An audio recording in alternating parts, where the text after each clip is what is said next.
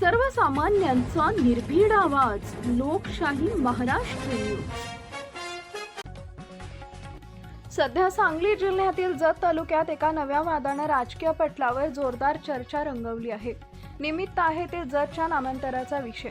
जत हे नाव कायम ठेवून त्याला देवभूमी जत असा दर्जा देण्याच्या प्रस्तावावरून आता सत्ताधारी आणि विरोधक आमने सामने आले. जत तालुक्यात या नामांकनाला सर्वपक्षीय नेतृत्वाकडून कडाडून विरोध होत आहे.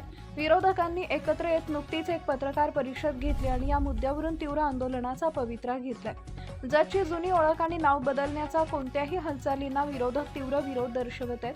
यावर सर्वपक्षीय नेत्यांनी आक्रमक भूमिका घेत प्रशासनाला व समर्थकांना इशारा दिलाय.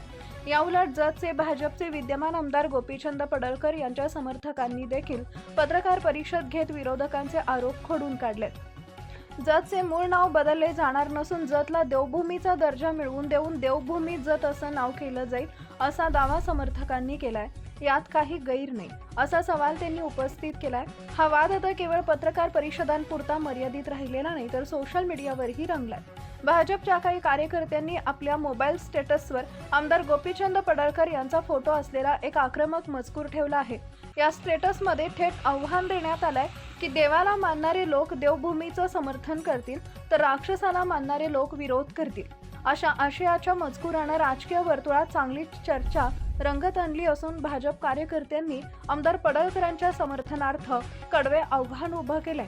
एकीकडे सर्वपक्षीय विरोधकांनी कंबर कसून नामांतराला स्पष्ट विरोध दर्शवलाय तर भाजपने देवभूमीचा दर्जा प्राप्त करून देण्यावर भर दिलाय.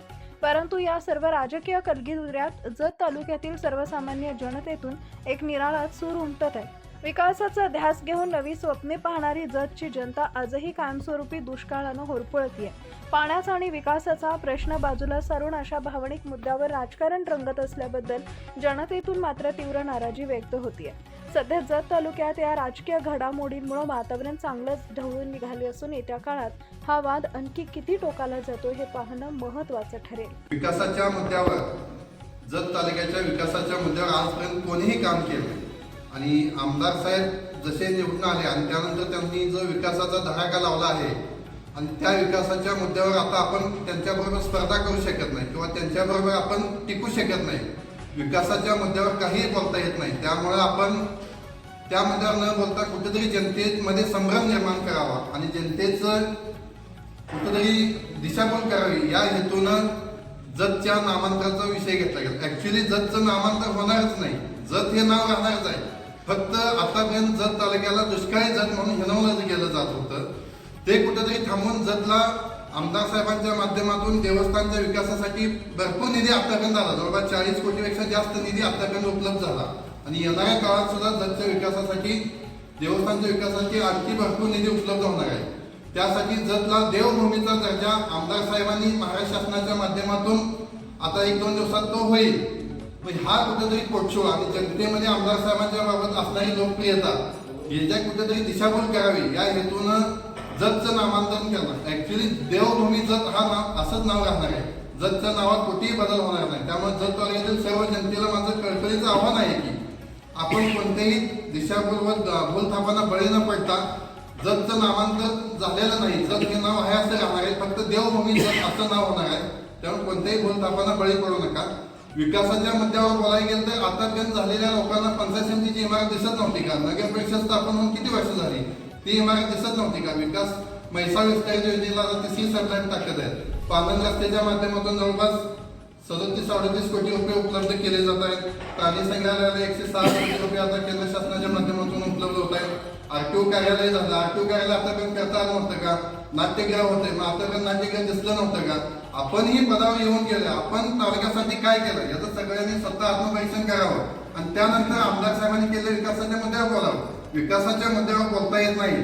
त्यामुळे कुठेतरी पळवाटा काढून आमदार साहेबांना कुठल्या तरी माध्यमातून बदनाम करण्याचं षडयंत्र रचलं जात आहे. त्यामुळे जत तालुक्यातील जनतेनं याचं पूर्ण अभ्यास करावा आणि यावर आमदार साहेबांच्या पाठीमागे ठामपणे उभा राहावं आणि विकासाचा मेरू हा कुणी अडथळा आणला तरी थांबणार नाही. हा मेरू असाच दौडत राहील आणि जत तालुक्याचा महाराष्ट्र शासनाच्या म्हणजे जत तालुक्याच्या राजकीय इतिहासात एवढा निधी कधी आला हे यांनी ठामपणे सांगावं.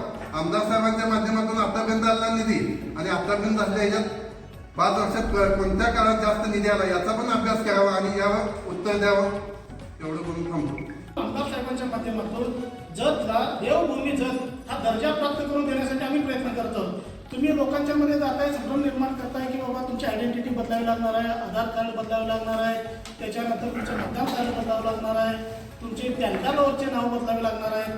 असं काही नसून फक्त जतला देवभूमी दर्जा प्राप्त करण्यासाठीचे हे प्रस्ताव आहे. आणि त्याच्यानंतर तुम्ही म्हणता की बाबा आमदार साहेबांनी काही कामं केली नाहीत. हे काय आहेत कामं? जत नगरपालिकेच्या पाणी पुरवठा योजनेसाठी 79 कोटी रुपयाची योजना आमदार साहेबांनीच तर मंजूर केली. त्याच्यानंतर नगर परिषदेच्या सोलार प्रोजेक्टसाठी आता जत नगरपालिकेचं विजेचं बिल 18 लाख रुपये आहे महिन्याचं बिल 18 लाख रुपये येतं. हे आमदार साहेबांना ज्यावेळी कळलं त्यावेळी आमदार साहेबांनी सोलार प्रोजेक्टसाठी प्रशासनाकडे मागणी केली आणि त्याच्यासाठी 13.5 कोटी रुपयाची मागणी आमदार साहेबांनीच केलेली आहे. त्याच्यानंतर नगर परिषदेच्या इमारतीसाठी 10 कोटी रुपये आमदार साहेबांनी दिले. आता येत्या 14 तारखेला त्या इमारतीचं उद्घाटन सोहळाही संपन्न होणार आहे. प्राणी संग्रहालयासाठी 106 कोटी रुपये मंजूर झालेले आहेत.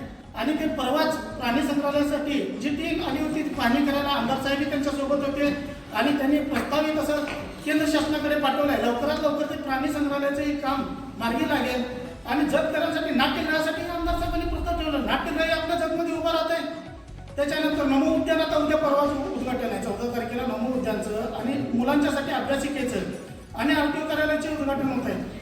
एवढी कामं जतमध्ये आमदार साहेब करत आहेत आणि जतमध्ये आमदार साहेबांच्या माध्यमातून विकासाचा रथ मोठ्या सुसाट वेगाने सुटला आहे. हे तरी त्या विरोधकांचं पोटशिव आहे की बाबा आमदार साहेब असं करतात आणि आमदार साहेब काही करत नाहीत. आमदार साहेब काही नाव बदलत नाहीये. आमदार साहेब फक्त जतला जो दुष्काळाचा कलंक लागला आहे तो पुसण्याचं काम त्यांनी करत आहेत. त्याच्या आधी तुम्ही म्हणलं की बाबा दुष्काळ आहे ना, मग विस्तारित महसूल योजनेसाठी देवेंद्र फडणवीस साहेब असतील किंवा एकनाथ शिंदे साहेब असतील यांनी 2000 कोटीचा निधी आधीच मंजूर केला होता. ती योजना गतीला आहे, कामालाच आहे, काम चालू आहे त्याचं. पण आमदार साहेबांच्या अशा लक्षात आलं की बाबा ह्या योजनेत लाईक करा, शेअर करा, सबस्क्राईब करा आणि बेल आयकॉन प्रेस करा.